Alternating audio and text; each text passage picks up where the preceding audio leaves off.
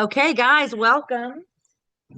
This is our third of four lectures and presentations on pain science, sort of an introduction to our pain experience, why we hurt, as a sort of launching pad for what we're hoping will kind of take off as a self-sustaining pain support group in Baton Rouge, which has been well needed for so long. And so we came up with this idea where we would do a little bit of a pain educational seminar as sort of a launching pad for when we would actually have the support group, that it would give us some talking points and some things that we could kind of discuss. So um, the last couple of weeks have been really great, sparsely attended, but we're good. We've got two new joining us today, which is amazing.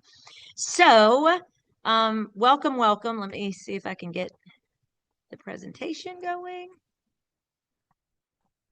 Okay, this is me, as I say, on picture day. This is not what I look like in the streets. Um, but again, this is a little bio about me. The take-home message is always that I've been in practice for, I think, 17 years, which is just crazy because I'm 22. Um, and right off the bat, I kind of dove headfirst into pain science, and I just realized that the majority of the patients that were going to be coming in to see me, that was going to be their complaint. So if I knew and understood pain, then I had an edge over other people. And kind of at that same time, when I was getting my degree, this whole idea of pain neuroscience education was sort of launching. Um, a lot of really pain nerds will say, the gurus out there started registering that when patients understood their pain experience better, they felt better. Okay. And so they dove into sort of science and research, and to sort of navigate, let's actually objectively see that we can show objective measures that improve when a person understands their pain. And so that sort of was the launching pad for me as a pain practitioner, or as a practitioner. And here we are today. I do lots of educational stuff on pain science, and really it links so much into everything we know and understand about our nervous systems as well. And so if you guys weren't here for the first couple of weeks, we did a little bit of introduction. So this is basically a presentation that I give in its entirety when I'm presenting either to somewhere in the community or to other clinicians. And I just sort of broke it into four parts just for ease and palatability. This third part, the key concepts in pain science, is hands down my favorite because it's the most relatable aspect. And the guys joining from or online, we just had kind of a great discussion. So Jeff, who's been here for a couple of weeks, was just like talking about the fact that those first couple of seminars, while they were beautifully delivered, hi, welcome, um, that they also were very sciencey. And so I was like, yes, you're not wrong.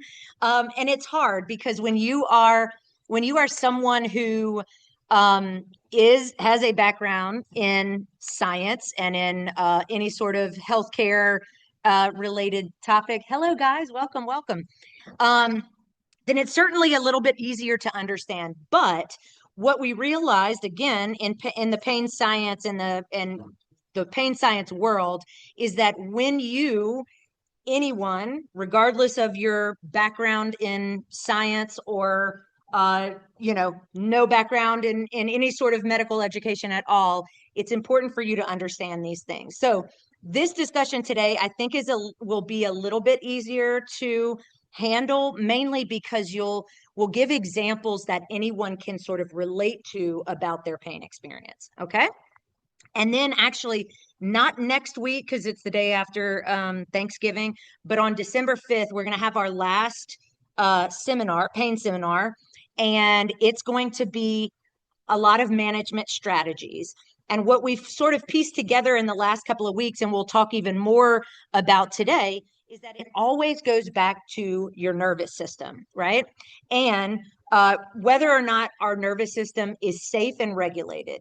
When our nervous system is safe and regulated, regardless of the physical, say, injuries or the traumas that we feel, we can recover from those well, right?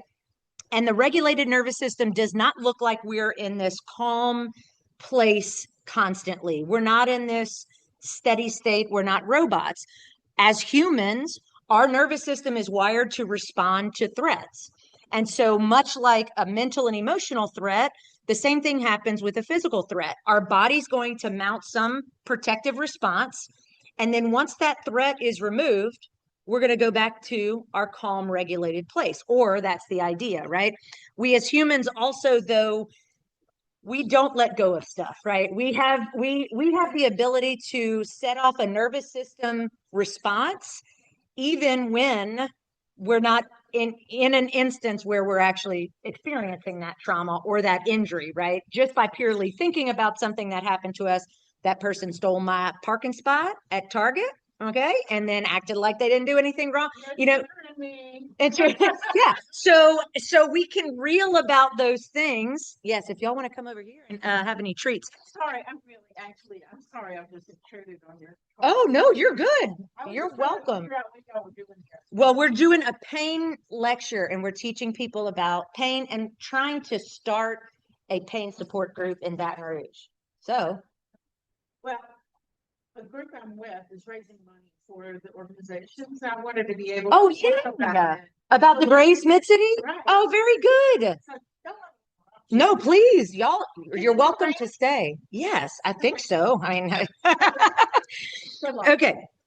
All right. So this is a few review slides of the last couple of weeks. So we talked about kind of when you're looking at whether or not our pain feels something that is not manageable, meaning that we're sort of suffering in it. We feel like we're spinning our wheels and can't get out of it. And a very similar story when we are stressed or under mental and emotional, pain. It all goes back to those are the times that my nervous system is not safe and regulated. Okay, so what does a regulated nervous system look like? Number one, we need to feel safe. So we talked in the last couple of weeks about this idea of sensory processing, where our brain experiences things in our environment, and those messages get carried to our nervous system, and the brain makes a decision about is this a threat? Is this dangerous to me? Or do I need to do something about this? If it's not, we just go about our day, right? The brain is doing this without our conscious awareness. Unless the brain registers that something is actually a danger or threat, we're not going to really know about it. Okay.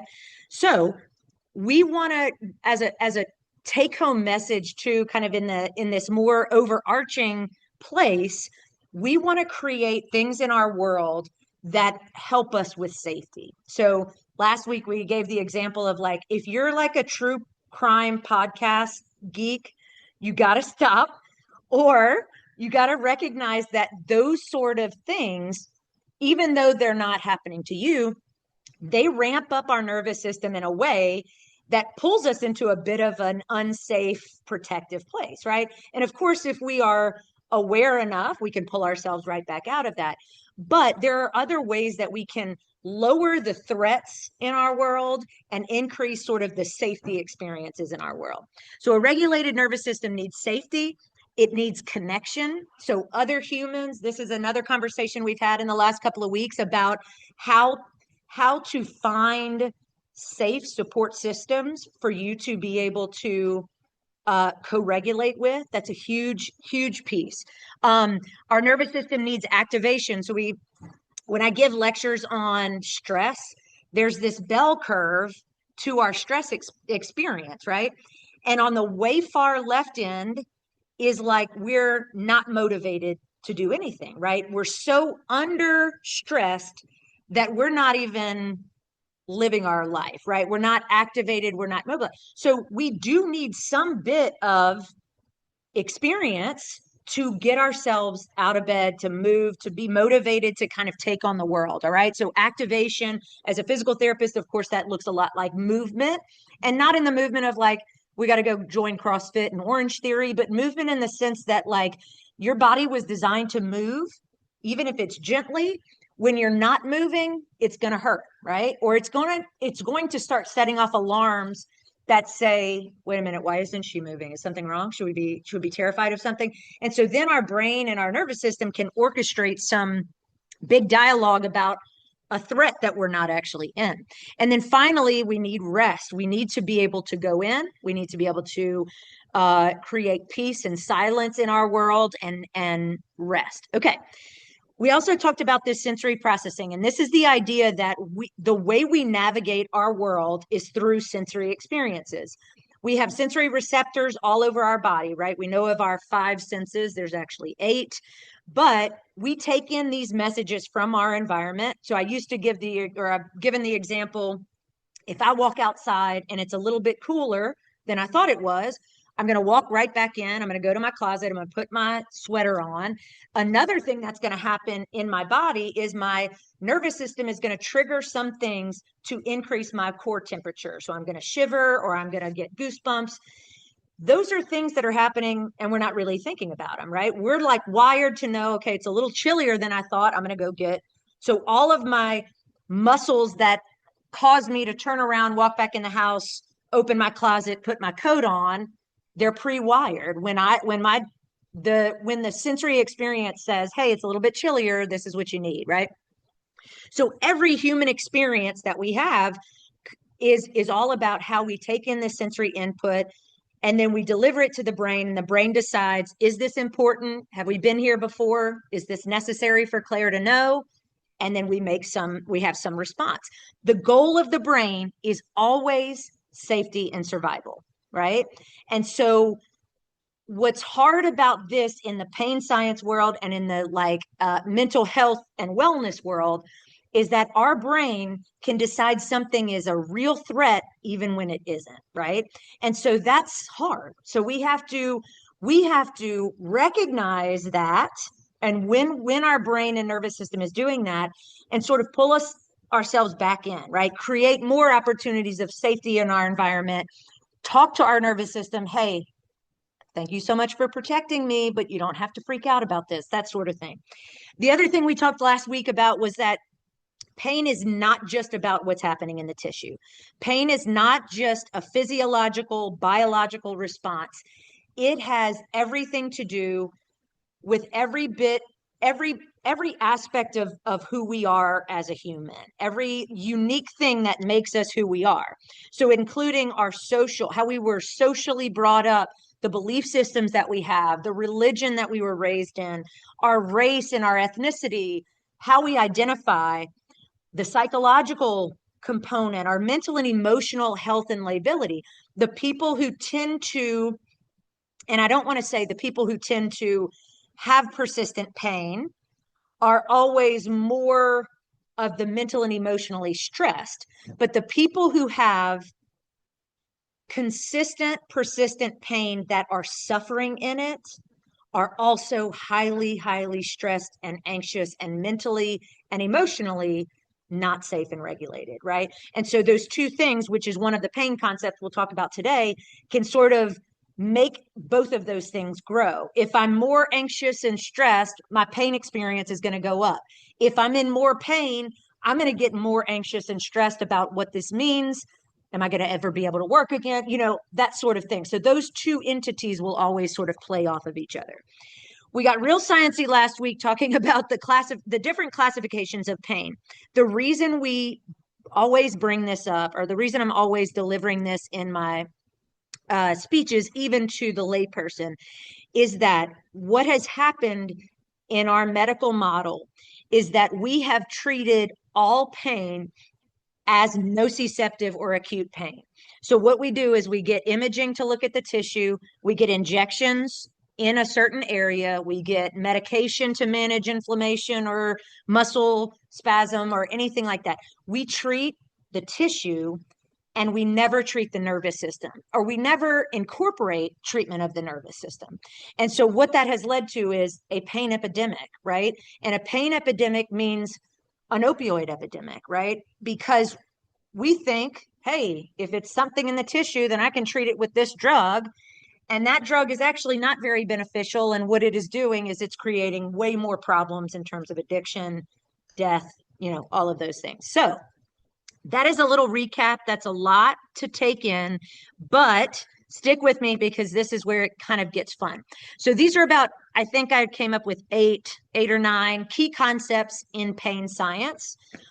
And the first one is that pain is normal. Not only is it normal to every person, but it is necessary for our survival. If we don't have a pain experience, we do not survive. So there's two examples that I use here. Number one, there is an actual disorder called insensitivity to pain syndrome. It is very rare. There are certain pockets in the world that have a higher predisposition to this.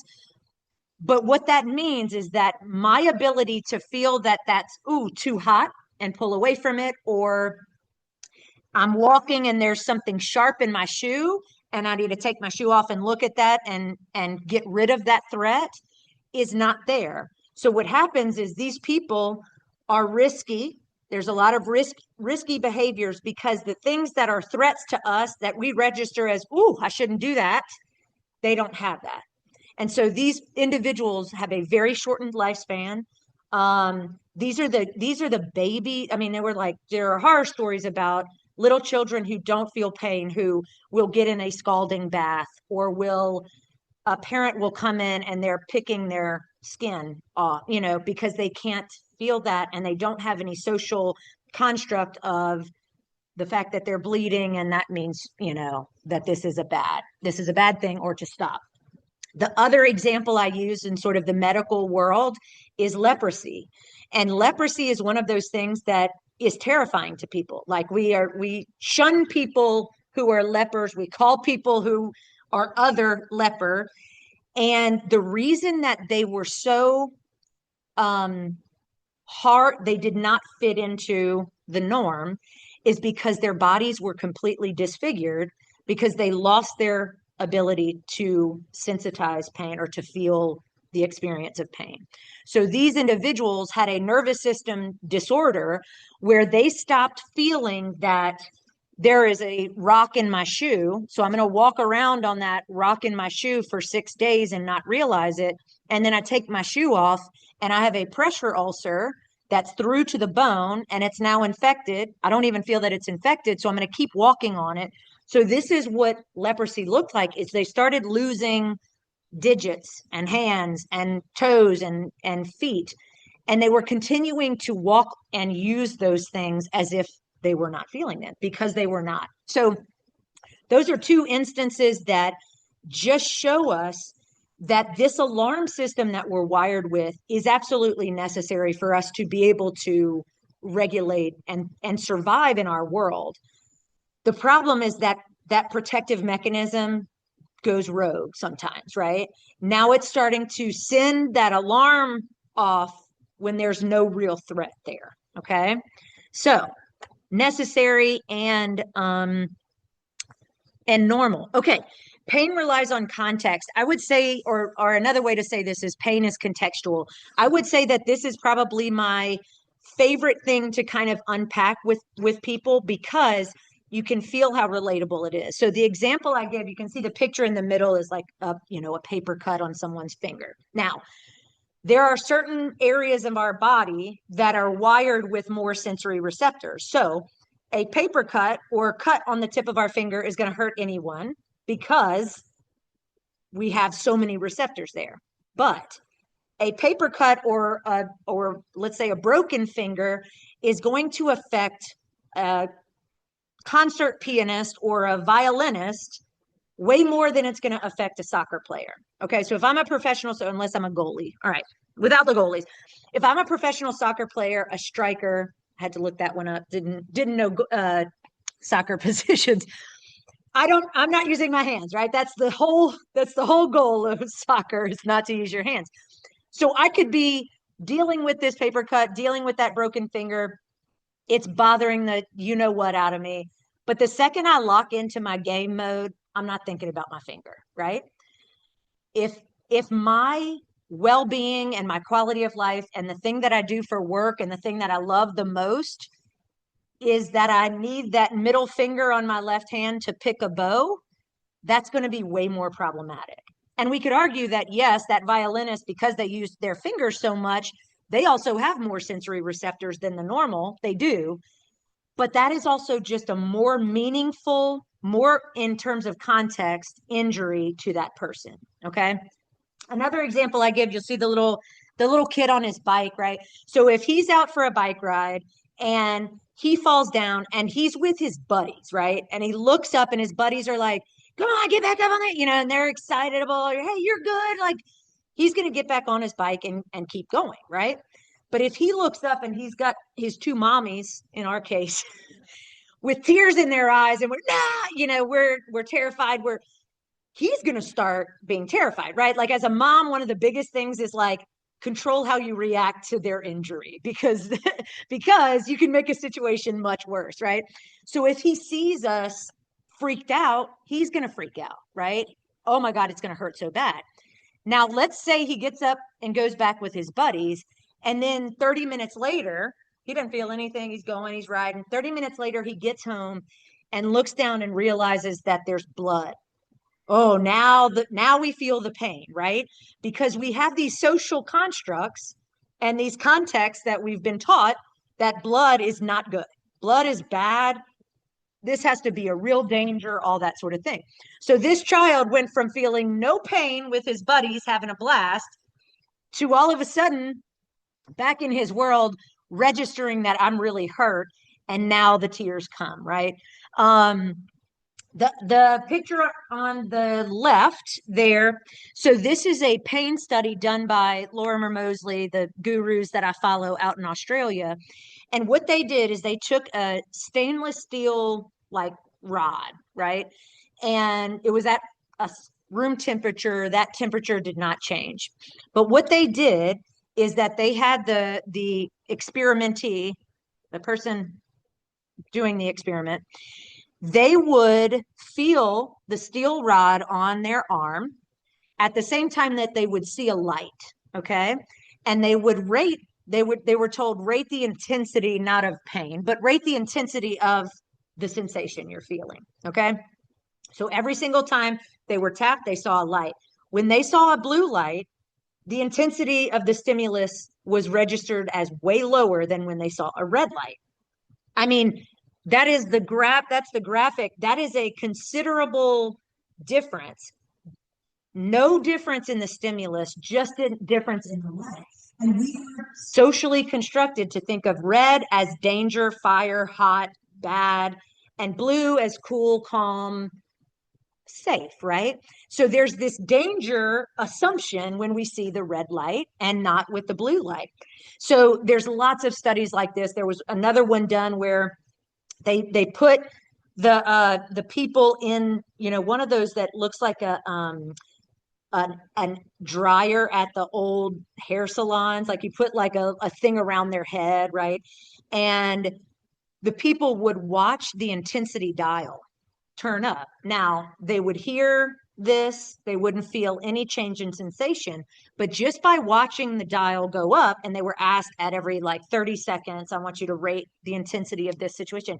And as they watched the dial go up, their pain intensity or their intensity of stimulus went up, regardless of the stimulus changing, because it's like almost our brain creates this illusion of I'm watching that dial go up, I'm feeling this. This is definitely connected. So really, really incredible stuff. There's even stuff on like the contextual aspect of as healthcare providers, there are certain races or like, sexes or genders that have a harder time with practitioners who look different than them, right? So like in the, Black community, if there's a white provider of a different race, that's like one of the more threatening things to them. So that is important for us to know as clinicians to say, okay, I have to, this is like a perfect example of what we were talking about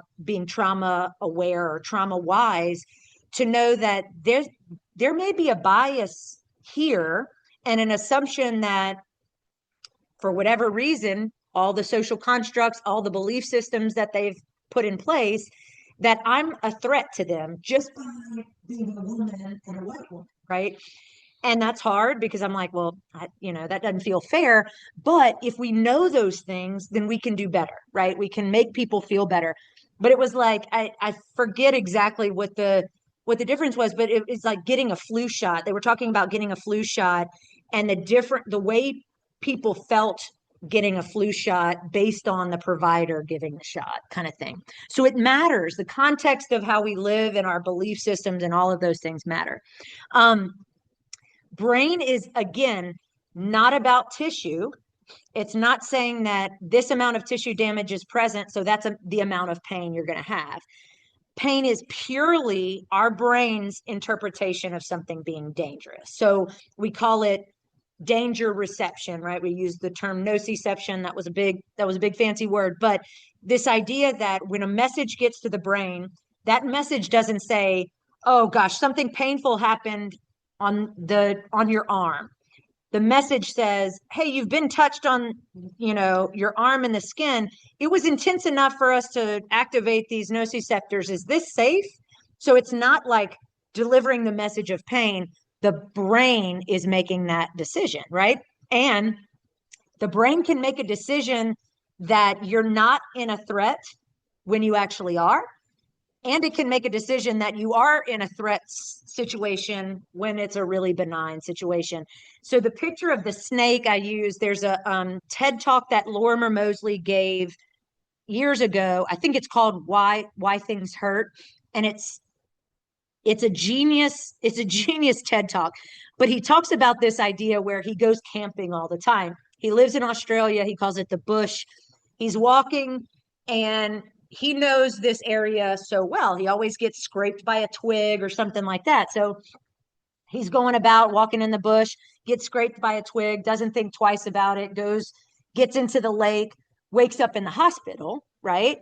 Because he had been bitten by a brown snake or something. I don't know, some snake. And so he says that the next time he goes out and he's in the bush and he's walking and he gets snagged by a twig in that same area, he drops to the ground and is writhing in pain, right? Looks down, it's just a twig this time. But because of that experience, the brain has registered like, bro, I'm going to knock you to your knees every time anything comes near this area that feels even remotely like that snake. I did you wrong that first time or whatever. We're going to do better. I'm going to make you aware of those things. And so our brain does this. It pieces together these experiences that we have. If it missed something, boy, you better believe that it's going to be ready to fire the next time you have that similar encounter. So, yes. And then we talked about, what does that mean a little bit deeper? Pain does not equal tissue damage. It equals protection. And I did not include it in here, but last week in the presentation, we gave the little pie chart of like acute nociceptive pain versus chronic nociplastic pain. Both of those have a little piece of the tissue, but they also have a huge component of the nervous system. And that's what's not being sort of treated and stuff. So pain is not about what's happening in the tissue, unless the tissue has inflammation sitting in it, the tissue has a significant amount of pressure in it or anything like that. Pain is a pure register of the brain that something needs protecting or you need protecting from some threat. Okay. Pain is always real. And I say this often when I'm giving this presentation to either clinicians or students who are going to be clinicians. We got to lose the idea that people are symptom magnifying, or what we call malingering. They're exaggerating their pain experience. Because we said this last time, is like the pain scale is kind of shit, right? On a scale of 0 to 10, what's your pain level? Well, when a person comes in and they say a 12 out of 10, right? That should not tell you right off the bat, okay, they're full of shit. What that should tell you is this patient is really suffering and no one is believing them, right? They feel like they need to come in with their guns blazing so that I hear what they're saying, right? So that's the lens that I have to look at that. And then what you had kind of mentioned, Amy, last week about like for your role in it as the patient, it's almost like you want to undershoot what you're actually feeling. You want to say that you're feeling enough that you're thought of as serious, but you don't want to overshoot, because the last time you overshot, that person didn't take you seriously. So the pain scale should be done with eventually, but um every person's pain experience is extremely real. And so when we are loved ones of people in pain, or we are clinicians working with people in pain, we have to keep that in mind the whole time. Now, what we did talk about, though, is that when we go back to safety and survival, there are instances where there is significant threat and tissue damage, but the brain won't register as pain, right? Or the brain won't create the response of pain.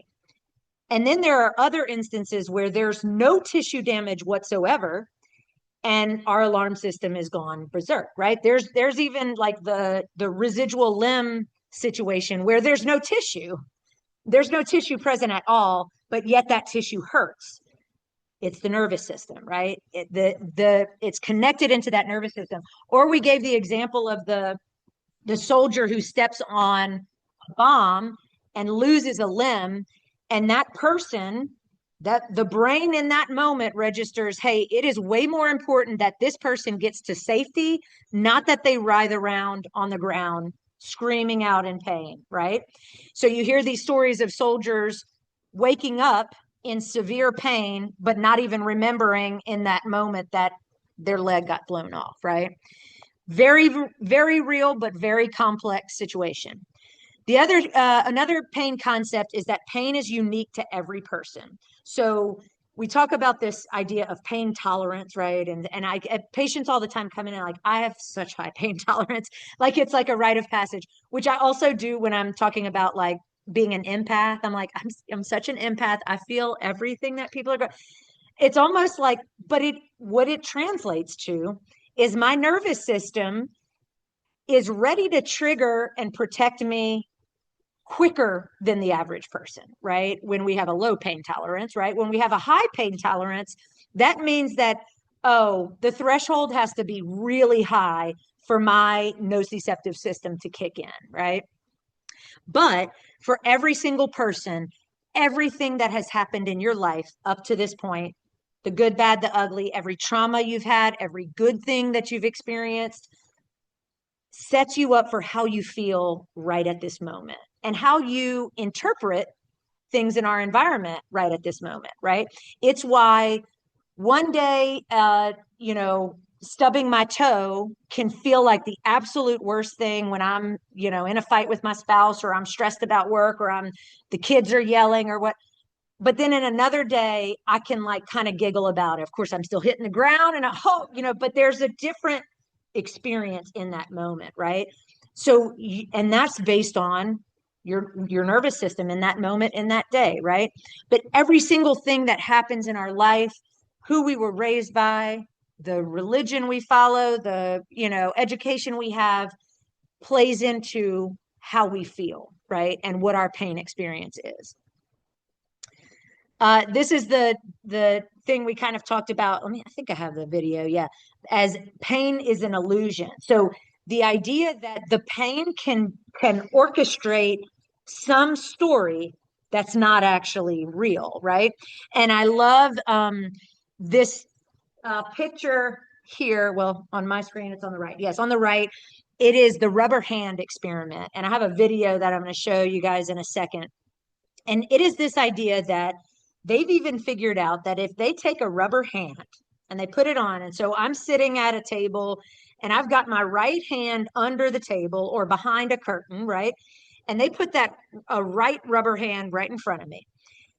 And they take let's say a stainless steel rod, and they start tapping my hand behind the curtain and the rubber hand.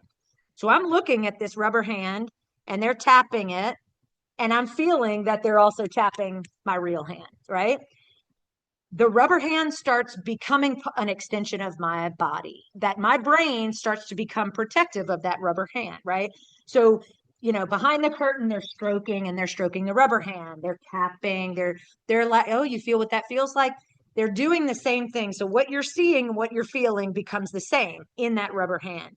And then they bend down, they take a hammer, slam the rubber hand. Why would they do that? I have no idea. And the person screams out in pain because that becomes an extension of their. So our brain, everything's an illusion, and our brain can orchestrate whatever story it wants based on all of our sensory experiences, right?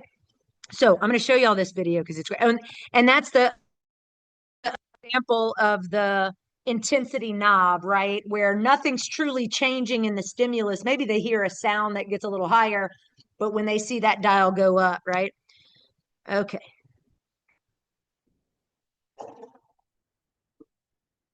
I hope that y'all can hear this at home, although um,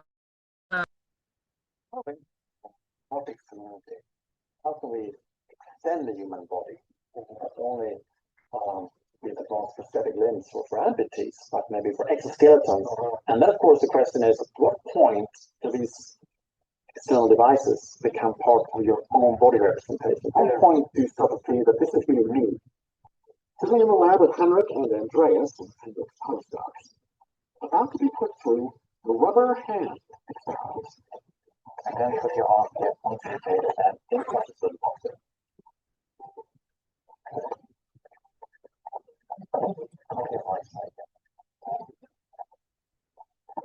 What I would do now, I will touch your index finger with the brush here, and please look to the index finger of the hand here. Okay.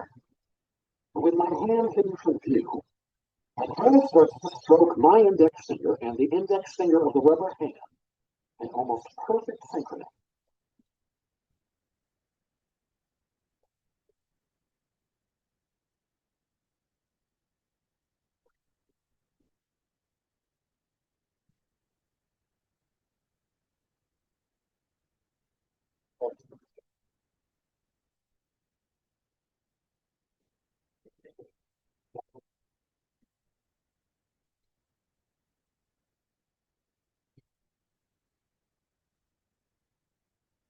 this is like a sort of clip of this video, but I mean, by the end, he's like, he's nuts. He's like, My brain is telling me that it's not possible to cut that. When you're not touching it, I know. And then you touch it. Totally now, just totally. All right.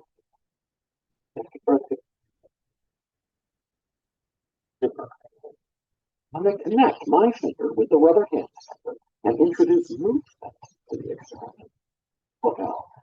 Now the illusion gets totally real.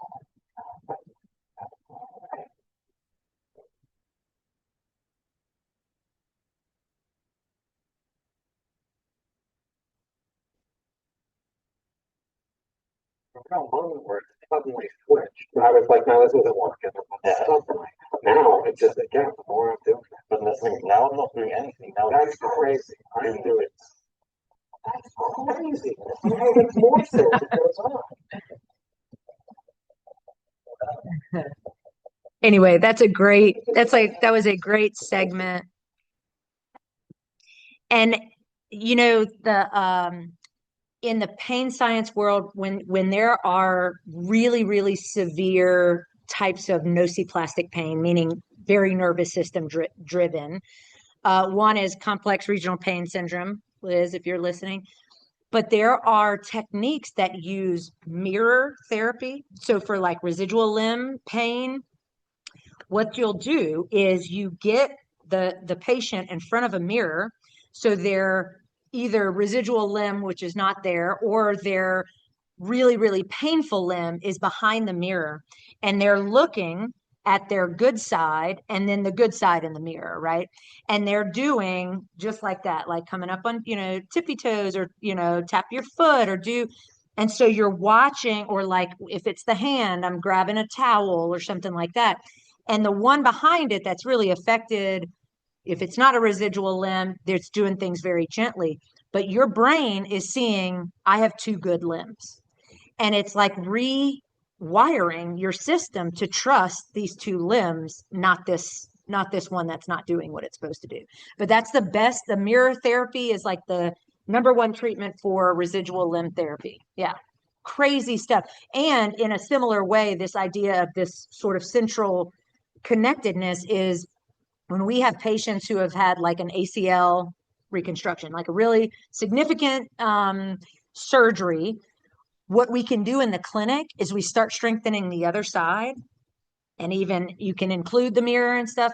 But if you start strengthening that other side, there is a central component that starts to rewire quite a bit. So it's remarkable, the fact that so much of what we do is nervous system driven, but we just don't talk about it, or we don't even think about it in that way, unless you're a pain geek. Okay.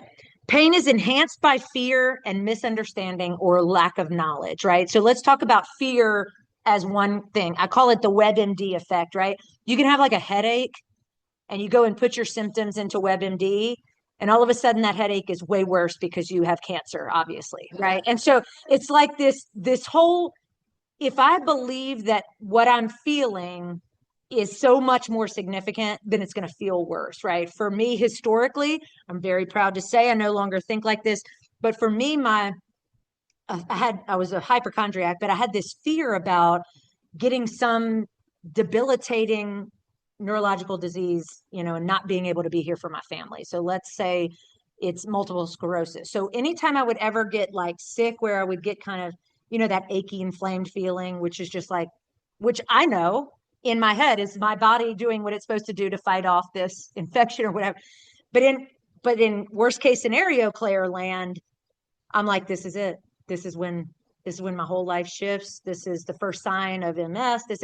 And and then it gets worse, right? And so we can create these illusions, and we can tell these stories that make our situations way worse. And when we're fearful about it, that trumps it, right? And so like the other example I give is, if I have an uncle who is on disability because he had a bad disc bulge, right? Or he was told that, couldn't work the rest of his life, got addicted to opioids, couldn't work, whenever my back flares up, I'm going to think real hard about that, right? So like now I have this story implanted that any sort of back pain, the worst case scenario looks like this, and oh my gosh, what if it's that, right?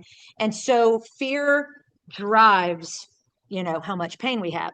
There's this is another Lorimer Moseley study where they took patients who needed hip replacement, so severe osteoarthritis in a hip, right? And when you do a study, you have inclusion and exclusion criteria. So that's all to say these people looked the same objectively on paper. And they divided these groups into two. All of them had the same surgeon and had the same surgery performed. But preoperatively, this group over here was got to meet one-on-one with the surgeon. They got to feel the prosthesis of like, oh gosh, you feel how good that's going to feel, how smooth that is. Oh, right now you're bone on bone. And and talk to them about the surgery, but not in the details of like well, I'm going to take a hammer and saw, but just in a very like, here's what's going to happen when we get that diseased joint out of there and we put this nice smooth one in, you're going to feel great. So just very positive language. The other group was put in a room together and watched a video of a total hip replacement, which you can see in here. It is hammers and saws and lots of things. So without any other education, without feeling that good prosthesis. And the pain, the postoperative pain levels were rated in these two groups significantly more in the group that watched that video that didn't have any safety, right? Around what they were going to experience. So that's another like great example. The other thing we say is like, as physical therapists, there's not a physical therapist in this world that doesn't have the spine model on their desk, right? And then the disc is like this red, raging, bulging. This is not what our discs look like when they're bulging, but that's terrifying, right? And so we're having a conversation with a person who's just been told they have a disc, and we're showing them this nasty thing, and it creates more fear narrative, right?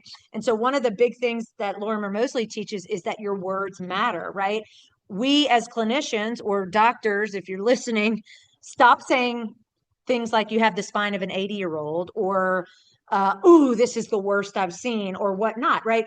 You think you're validating, you think you're showing that this patient, I see you, I hear you, and you're adding to the threat, right? You're adding to the dangers in my environment and not creating safety. And what's interesting is, like, early on when I was actually in the clinic,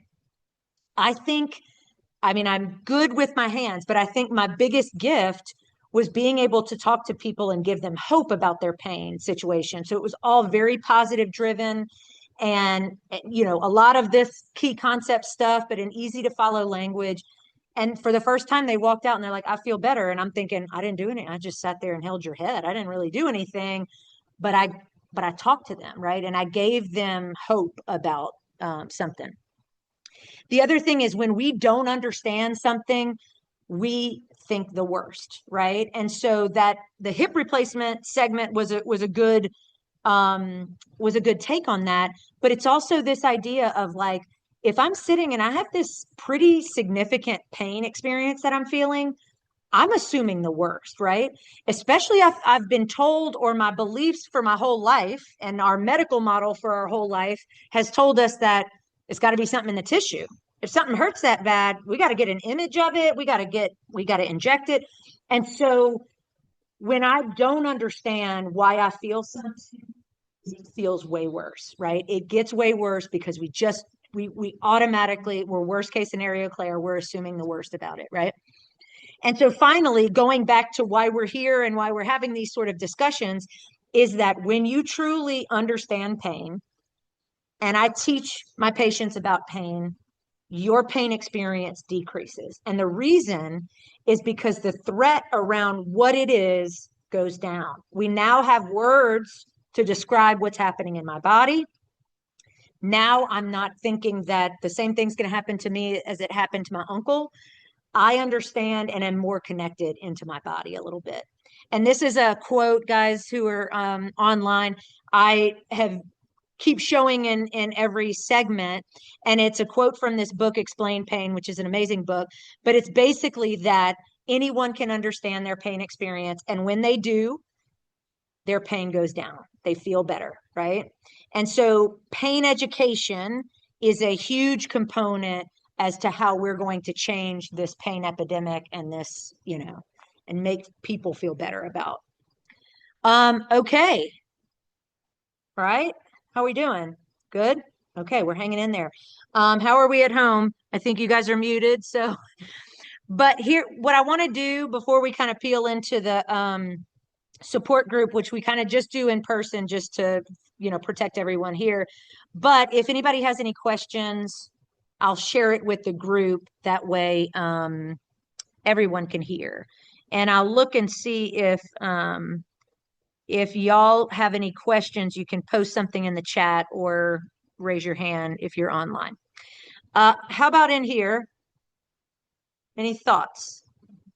Did this feel more relatable, right? The other stuff is, I think I get it, but it's still over there. This is actually how I talk to patients about pain, right? The stuff we did the last couple of weeks is just the undercurrent of why I'm having this conversation about pain, but these are the things. So I use these same examples. I use myself as an example of just how I feel when my mental and emotional, when my anxiety is up, and just, those sort of things. And I think it's way more relatable. How about you, Jeff? Any thoughts?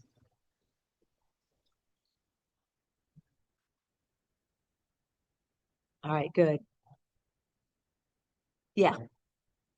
Yeah. It's a new language, right? Like some of these words are like, good. Yeah, right. That's right. And we don't want to lose people from having this conversation because the words are too, right. This was good, right? Yeah, because this is relatable, right? These are the examples that feel meaningful to everyone. It's like when we get to the one about context, it's like you think of that thing that hurt you, that one place that hurts you, and it feels worse because of this meaning behind it. So yeah, I think that's great. um I'm not seeing anything from here. Let me stop sharing and maybe. Okay. um all right, good. Other thoughts? Okay, thank y'all so much, Mars and Liz, for joining. Yep, thank you. Loved Truly loved having y'all, and I'm so glad to connect, Mars, with you. Um, okay, I am going to stop the recording, and what I will do is I'll send this one out just like I've done in the past. So, all right. Good Okay, night. great. Thank you. Night.